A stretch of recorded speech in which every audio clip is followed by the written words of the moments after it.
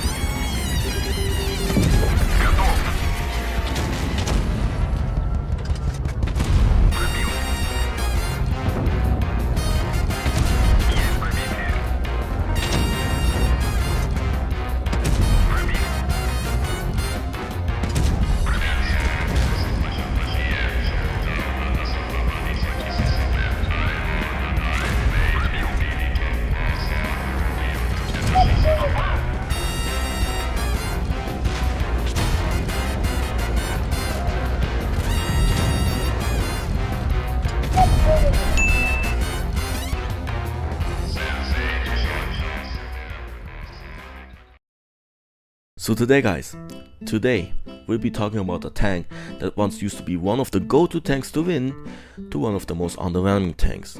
A tank that used to be very reliable to hold enemy back in the front line, to be one of the most fragile tanks. A tank that had everything going for it, except accuracy since it's a Soviet heavy tank, to get one of the most useless rework from wargaming. A tank that players loved to drive, to players regretting grinding this tank, thinking it was still the same. Today, we'll be talking about the IS-4, a tank that used to be amazing in every single situation, to now falling from grace, trying its best to hold itself in the meta. Let me take you guys all the way back to October 2nd, 2014.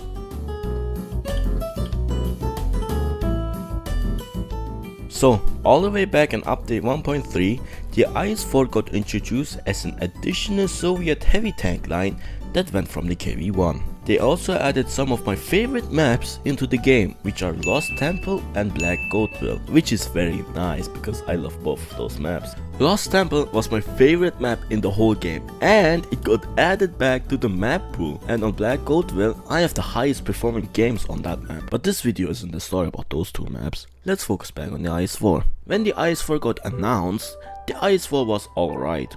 It had everything going for it except for the classic Soviet disadvantages such as poor gun depression at only 6 degrees and a derpy gun. Other than that, the IS-4 had everything. It had good pen, it had good DPM, it had good mobility, although poor power to rate ratio, and it had armor.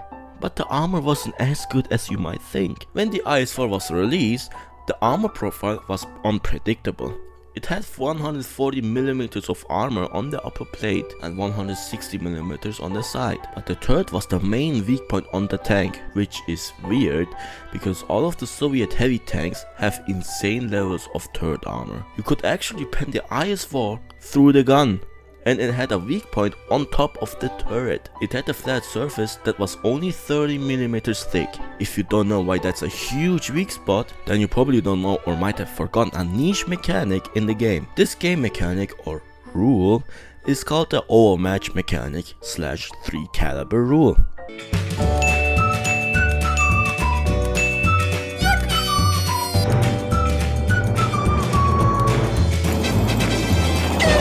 Good morning class.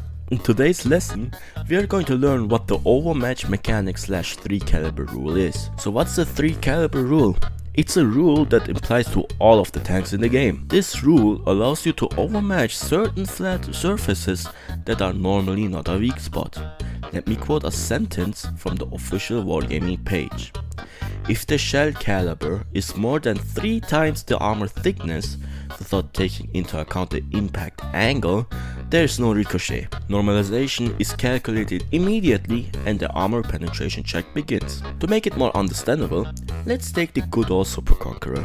If you didn't know, the upper surface on the turret of the Super Conqueror is 52mm thick. What we are going to do with this number is multiply it by 3. So 3 times 52 equals 156. This number that we just calculated tells us that we need a gun caliber that is over 156mm so that we can overmatch the upper surface of the Super Conqueror's turret. So tanks such as the Death Star, Jagdpanzer E100 and the Chinese tier 9 heavy tank, the BZ-176 can overmatch the upper surface of the Super Conqueror's turret on flat ground as long as it's not using 10 degrees of gun depression. You have to take in fact that different shells have different amounts of normalization. This is where the normalization mechanic comes into play. You see, all of the shells have different levels of shell normalization. This mechanic lets you go through angled armor easier. Sitting at the highest are the AP shells at 5% normalization.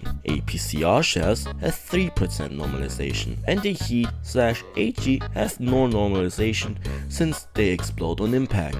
Let's say, theoretically, the Jagdpanzer E100 had APCR standard instead of AP. If it had APCR standard, that means that the Jagdpanzer E100 with its 170mm gun caliber is no longer able to pan the upper surface of the Super Conqueror's turret on flat ground, since APCR has 3% of normalization. It can only pan if it's above the Super Conqueror. That's why players prefer AP standard over APCR standard, just because of this unique mechanic. Now, let's go back to the IS-4. Since the upper turret of the IS-4 was 30mm thick, means that calibers that are 91mm and up can pen the IS-4 in the turret. It didn't make it easier since the IS-4 had only 6 degrees of gun depression, which means it couldn't hide the weak spot. That means that tanks such as a M48 Patton, Leopard 1, T110E5, IS-7, Object 268, E100 and so on could pen the upper turret of the IS-4, since they all had calibers that are above 90mm. And that was the 3 caliber rule / overmatch mechanic.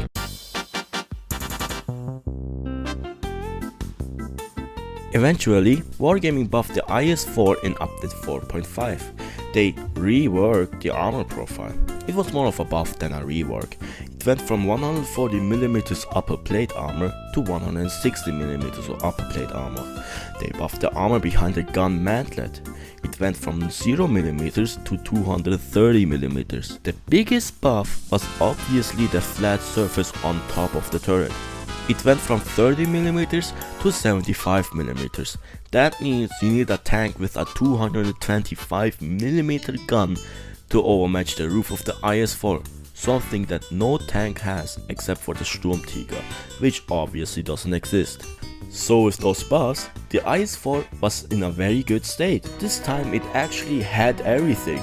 It had DPM, it had penetration, it had mobility, it had hit points, it has turret armor, and now with the improved hull armor, it now has better holding capabilities than before, which is how you're supposed to play the IS-4. You need to go into the front line and hold back the enemies pushing in. You can't play in the second line since you don't have crazy DPM or damage output. And if you decide to camp in this tank, you should get sent into the gulags for even thinking about it, or even worse, doing it. After a while, Wargaming decided to change the whole hit point of each tier 10 vehicles. The IS-4 went from having 2200 hit points to 2650 hit points. That buff sent the IS-4 into the meta, and after that the beast was released.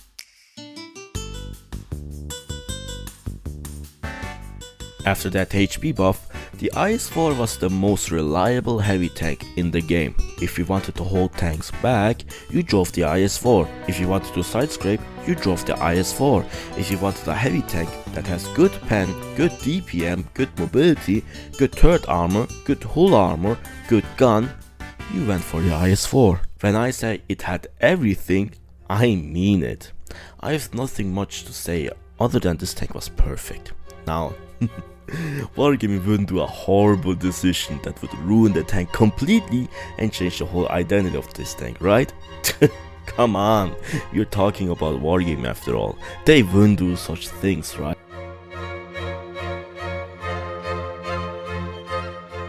So in update 10.3, what a surprise, Wargaming decided to drastically change the IS-4. They completely changed the identity of the tank. They nerfed the HP from 2650 to 2500. They also nerfed the pen of all their shells. The AP pen went from 258mm to 252mm. The heat went from 340mm to 330mm. And the HE went from 68mm to 65mm. And the biggest nerf of all of them, they nerfed the armor profile on that tank. The upper plate went from 160mm to 140mm. The sides went from 140mm to 126mm. And the lower plate went from 147 to 130mm. But in return, they buffed a lot of stuff. They buffed the mobility by a lot.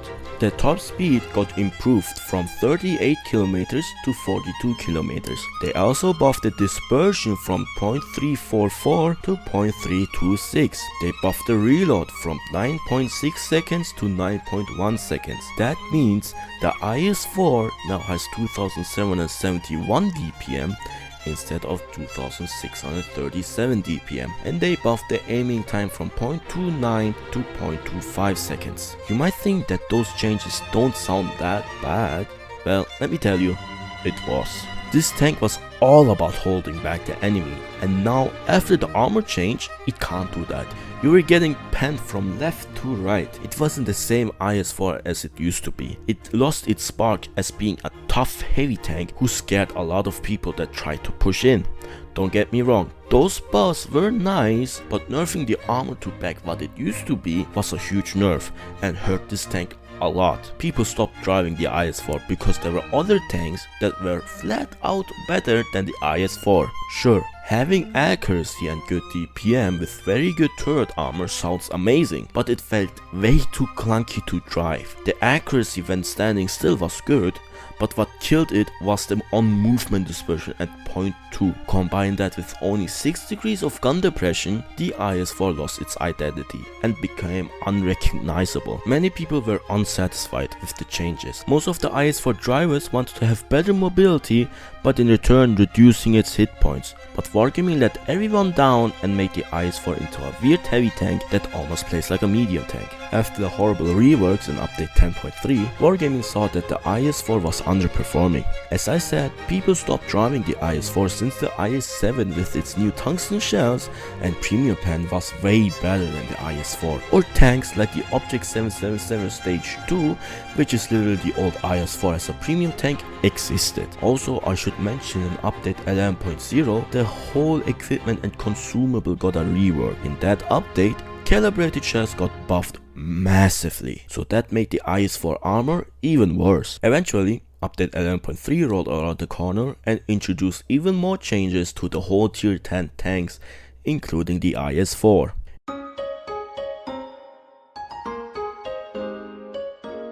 In update 11.3, the IS-4 only received buffs. Wargaming buffed the reload from 9.1 seconds to 9.06 seconds. So it went from 2771 DPM to 2782 DPM.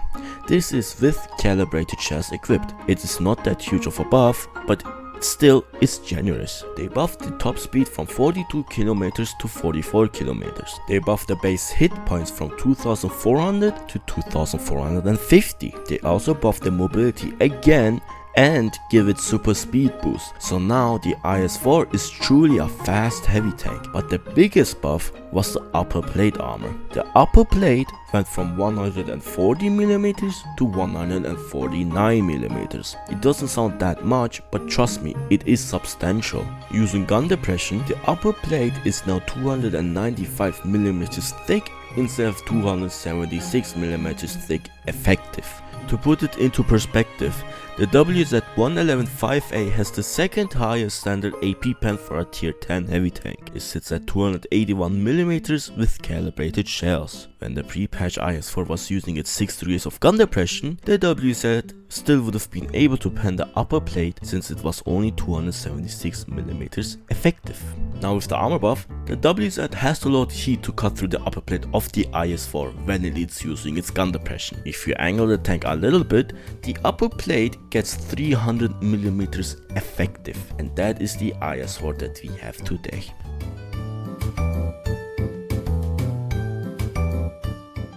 Those buffs make this tank far more enjoyable than what it was back in update 10.3, but the question is the IS-4 better than what it used to be back in 2020? No, it's not. The IS-4 back in 2020 was very strong. It had everything that you wanted, but now the IS-4 is in a balanced state. This tank has a lot of potential, but now this tank isn't a juggernaut of a vehicle with 2809 hit points, with insane upper plate and side armor, with insane pen at 384 heat pen and good DPM. It's now a really fast heavy tank with very good DPM and some armor that you can use. It still has weak track wheels, so you have to watch out for that, and the side cut on the upper plate is weak as well. You can't over angle it anymore like when it was back in 2020. It definitely lost some player base that loved the IS-4, but it's not a horrible vehicle that you might think. I actually had a pleasant experience with this tank. You can still get good games out, it's just a little bit more difficult than what it used to be. Overall, the IS-4 is a unique vehicle. It's a fast heavy tank with good armor and a very potent gun that has good DPM and good accuracy. Although many people want their old IS-4 back, the new IS-4 is in a good state. It's not a horrible tank that people think it is, and if you have an IS-4 in your garage that is rotting, give it a try. Turn on the engine, let it breathe. I promise you, it's not a bad tank. Now, the biggest question is, did the IS-4 fall from grace? Yes, it did. Is the IS-4 still the same after all these years? No. Did Wargaming kill it by nerfing its armor and give it mobility and DPM? No. It's a balanced vehicle that has really good stuff, but also has some very notable downsides. Is the IS-4 a toxic tank that infects the meta with its horribly unbalanced, overpowered state? Hell no. It's a good tank that has a lot of potential, but sacrifices the generic heavy tank playstyle. It has armor, but you shouldn't rely on it too much. So that was the story of the IS-4. This one was a little bit more difficult than the story of the Death Star, since there wasn't that much information about this tank back in the day. But hopefully, you enjoyed the story behind this tank, and I'll see you guys in the next story time. Bye bye.